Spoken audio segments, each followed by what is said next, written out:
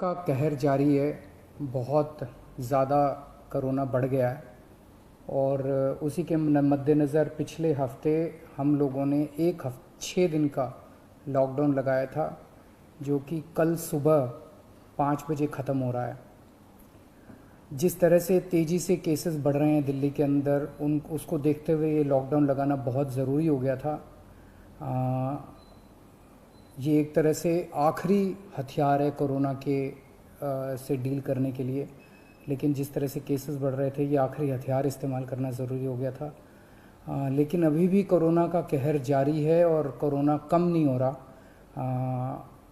तो इसीलिए उसके मद्देनज़र कई लोगों के भी, जनता के बीच में भी जब हम लोगों ने बात करने की कोशिश की, सबका मत यही है कि लॉकडाउन को भी और बढ़ाना चाहिए। तो लॉकडाउन को दिल्ली के अंदर 1 हफ्ते के लिए और बढ़ाया जा रहा है, अगले सोमवार को सुबह 5 बजे तक के लिए। इस दौरान हमने देखा, लॉकडाउन के दौरान की संक्रमण दर, पॉजिटिविटी रेट जिसको कहते हैं, ये लगभग 36-37% तक पहुंच गई। आज तक इतनी संक्रमण दर हमने दिल्ली में तो नहीं देखी, बाकी दुनिया भर में हो सकता हुई हो कहीं पे, लेकिन 36-37% तक संक्रमण दर पहुंच गई। पिछले 1-2 दिन से थोड़ी सी कम हुई है, आज 30 के नीचे आई है, 29 पॉइंट कुछ आई है। मैं ये नहीं कह रहा कि कोरोना ख़त्म होने की दिशा में जा रहा है, लेकिन ये अभी तथ्य हैं, अभी और कुछ दिन देखना पड़ेगा। हो सकता है बढ़ जाए, हो सकता है कम हो, लेकिन हम भगवान से प्रार्थना करते हैं कि कोरोना से हम लोगों को मुक्ति मिले। पिछले कुछ दिनों से हम देख रहे हैं कि दिल्ली में ऑक्सीजन की काफ़ी ज़्यादा समस्या हो रही है। दिल्ली में ऑक्सीजन की काफ़ी कमी महसूस हो रही है। दिल्ली की इस वक्त ज़रूरत 700 टन की है और हमें केंद्र सरकार से 480 टन अलॉट हुई है। कल 10 टन और अलॉट किया केंद्र सरकार ने, 490 टन अब दिल्ली को अलॉट हुई है। लेकिन ये पूरी अलॉटमेंट भी अभी दिल्ली में नहीं आ रही है, इसका भी काफ़ी कम, एक तरह से कल 330-335 तक ही दिल्ली पहुंची है।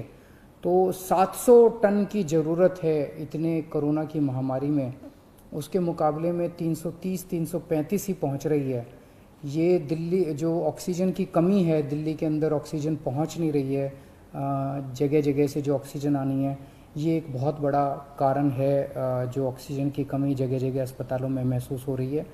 लेकिन हमारे ऑफिसर्स, हमारे सभी मंत्रीगण, हमारे सभी लोग रात रात भर पिछले कुछ दिनों में, जब से ऑक्सीजन की कमी हुई है, एक एक अस्पताल जहाँ जहाँ कमी है वहाँ सप्लायर से, मैन्युफैक्चरर से, ट्रक ड्राइवर से जो लेके आ रहा है उससे फ़ोन कर करके कोशिश कर रहे हैं कि समय पे अस्पताल में पहुँचे।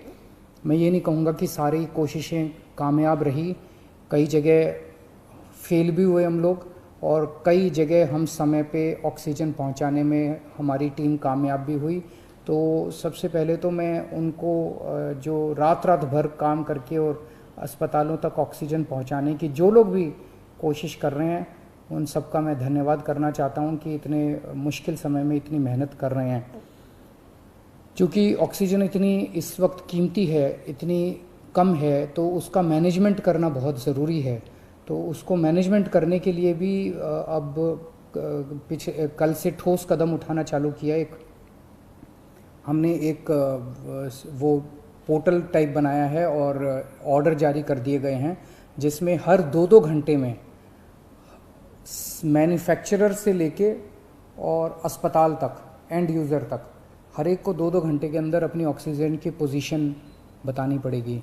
कि मैन्युफैक्चरर को बताना पड़ेगा कि पिछले 2 घंटे के अंदर कितने ट्रक उसके निकले, सप्लायर को बताना पड़ेगा कि कितने ट्रक उसके दिल्ली के अंदर, दिल्ली की तरफ जा रहे हैं, अस्पतालों को बताना पड़ेगा कि पिछले 2 घंटे में कितनी इस्तेमाल हो गई, कितने घंटे की और बच गई।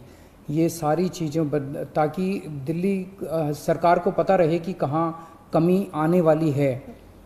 तो इसके अलावा केंद्र सरकार से काफ़ी सहयोग मिल रहा है। कल भी पूरा दिन केंद्र सरकार के अलग अलग मंत्रालयों के साथ हमारे ऑफिसर्स की टीम बैठी रही और दोनों टीमें, केंद्र सरकार और दिल्ली सरकार, अच्छे से मिलके काम कर रही हैं और कोशिश की जा रही है कि जो भी सप्लाईज़ आने में दिक्कत हो रही है, उन दिक्कतों को दूर किया जा सके।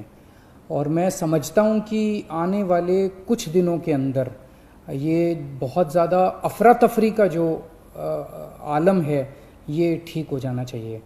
कल हम पूरी कोशिश कर रहे हैं कि जहाँ से भी, और केंद्र सरकार से तो मदद मिल रही है, और भी जहाँ से भी हम लोगों को ऑक्सीजन मिल सके, ऑक्सीजन के टैंकर मिल सके, पूरे देश से, दुनिया भर से हम पूरी कोशिश कर रहे हैं। कल देश के सभी मुख्यमंत्रियों को मैंने चिट्ठी लिखी है कि अगर आपके यहाँ, आपके राज्य में, गवर्नमेंट में या किसी कंपनी में कोई ऑक्सीजन की पॉसिबिलिटी हो तो हमें ऑक्सीजन मुहैया कराइए, ऑक्सीजन टैंकर मुहैया कराइए। कुछ एक राज्यों के साथ बातचीत भी शुरू हुई है। जब भी कुछ कॉन्क्रीट नतीजे आएंगे मैं आपको ज़रूर बताऊंगा। लेकिन बहुत ज़्यादा कठिन परिस्थिति है। इन कठिन परिस्थितियों के अंदर सब मिल के काम कर रहे हैं। मैं उम्मीद करता हूं कि ये जो इतनी बड़ी इमरजेंसी क्रिएट हो गई है, इससे हम लोगों को जल्द छुटकारा मिलेगा। बहुत बहुत शुक्रिया।